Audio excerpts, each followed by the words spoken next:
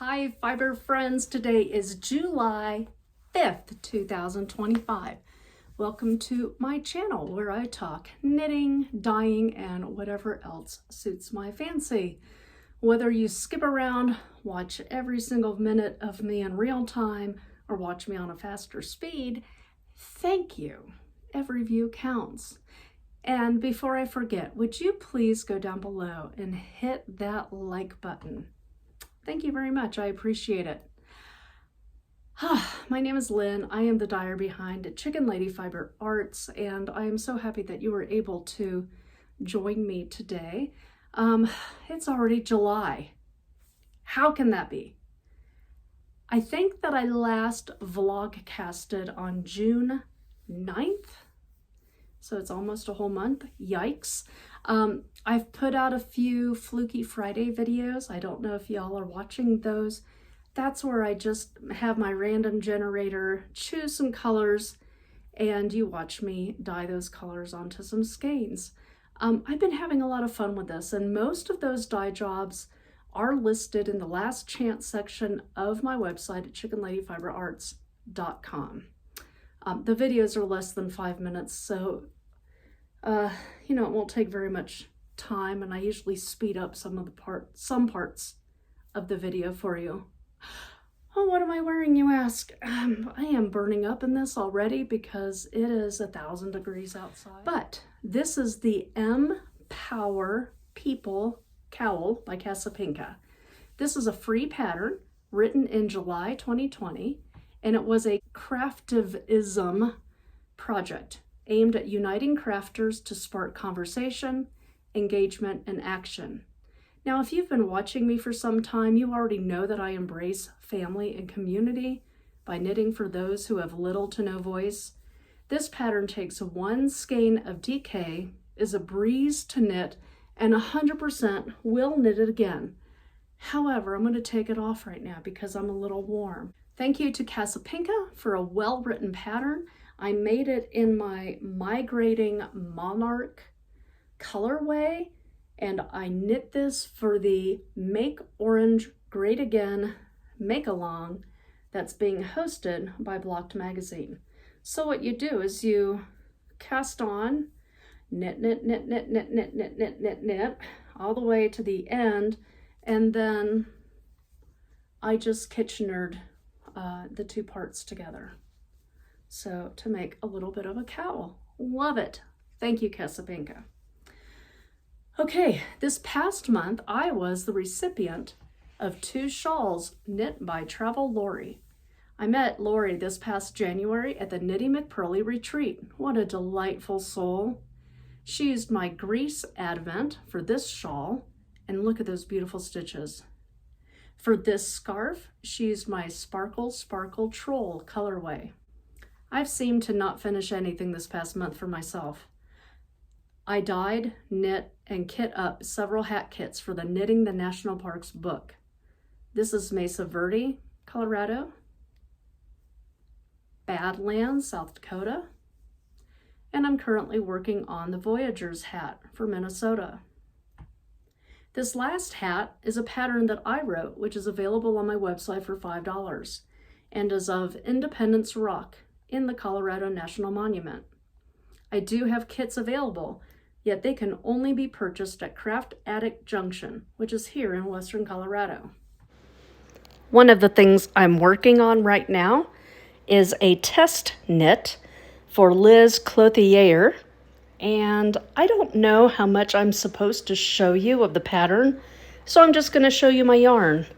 This is my Sporty Weight yarn, which is a lovely blend of silk, flax, and merino. It gets softer the more I work with it. Many of you follow me on Instagram, and I'm so grateful for each of you who take the time to look at my content and comment when you're able. Several weeks ago, I showed a picture of this little cup and asked the question, what would you put in here? Some of the answers included vodka, money, shots, or needles. I'm assuming shots as in the drinking kind and needles as in the sewing kind. I put up a poll and you voted for your favorite answer, which was Stitch markers, of course. The person who said this was Happy Trees MN. Thank you for your entry. I would love to send this to you, Happy Trees, so please email me at ChickenLadyFiberArts@gmail.com so I can send this out to you. Speaking of mail, I have sent out most of your Shark Week yarns. This year, Shark Week is July 20th through the 27th. This is the little video I made highlighting... Hello, Fiber Friends. 2025 marks the 50th anniversary of Jaws, the movie directed by Steven Spielberg. This year's Shark Week on the Discovery Channel will take place July 20th through the 27th. Imagine with me that Jaws was made as a musical. We'd have the suspense, drama, and character dynamics of the film while balancing the tension of the shark threat with moments of humor. We'd start with an upbeat opening number, have a solo expressing fear, a ballad, a percussive duet, and, of course, a jazzy number, maybe with jazz fins. The songs would be filled with marine biology jargon, as well as the dark humor and bravado in the original movie. I've chosen these colors to go along with the tune Chum Bucket Blues, a sea shanty style ballad where Quint recounts his experience on the USS Indianapolis, which sets up his obsession with his shark hunting life. These skeins will ship out by July 6th, giving you plenty of time to receive and cake up your yarn for our Shark Week make-along. The pre-order time is closed, yet I still have some extras in the shop if you missed out. My camera seems to be a little bit wonky today, always. Some of you know that I give a quarterly donation to some places close to my heart. Let Them Live, Samaritan's Purse, our local animal shelter, and the Manilow Music Fund, because I am a Fanalow. They have all received monetary donations, either from a specific colorway or as a flat out 5% of all sales kind of thing. The Q2 donation this year was for the American Lands Council, which is America's advocate for better access, health, and productivity of the public lands. Over $400 was donated to the ALC, so thank you. Yay. And the charity that I've chosen for the Q3 is the Joseph Center. That's located right here in Grand Junction. They're kind of a one-stop shop for people who are struggling with poverty and homeless issues.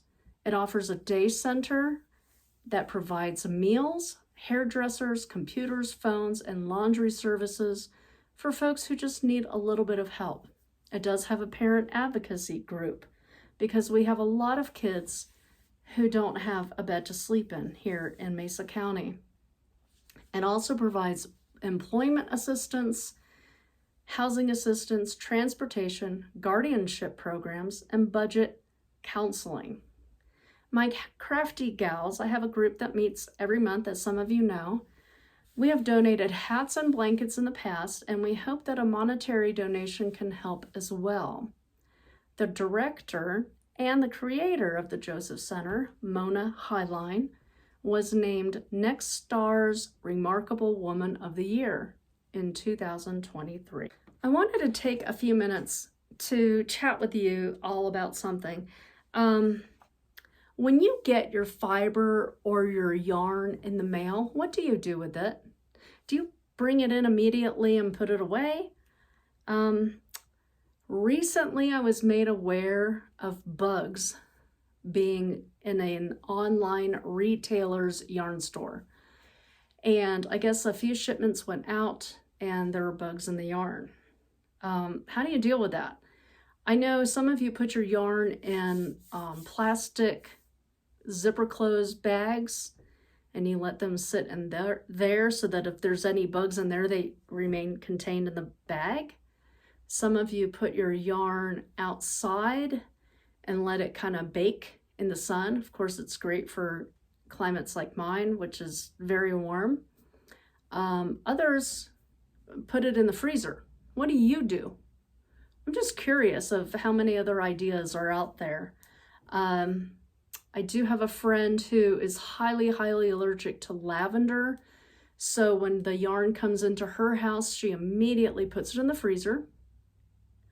And then after, I don't know, 48, 72 hours, she takes it out and she re-washes it, because if there's any lavender scent on that yarn, it could cause an allergic reaction in her.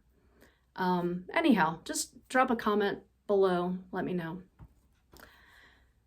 And I think that's it for today, folks. I haven't been doing a lot of knitting for myself other than my beautiful cowl.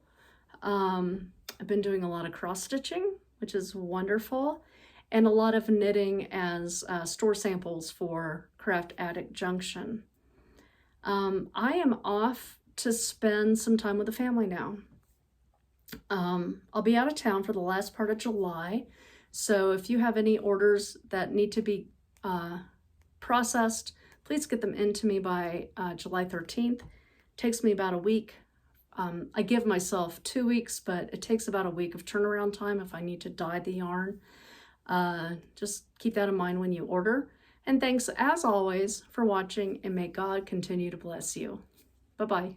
Hey, for those of you who stuck around to the end, thank you. I wanted to give you a little bit of a knowledge blessing. The current record for the largest granny square ever crocheted, and this is a granny square, which is a square where you start in the middle and then you go round and around and around and around and around. Okay, this is about 6 inches square. The largest granny square, according to the Guinness Book of World Records, is 11 meters by 11 meters. For those of you on the right side of the pond, which is where I am here in America, that's 12 yards by 12 yards. Think about how ginormous that must be. Anyway, I can't imagine crocheting something, number one, that large, number two, holding it on my lap. I mean, where do you put it? That is one heck of a weighted blanket. Have a great day, friends. Bye-bye.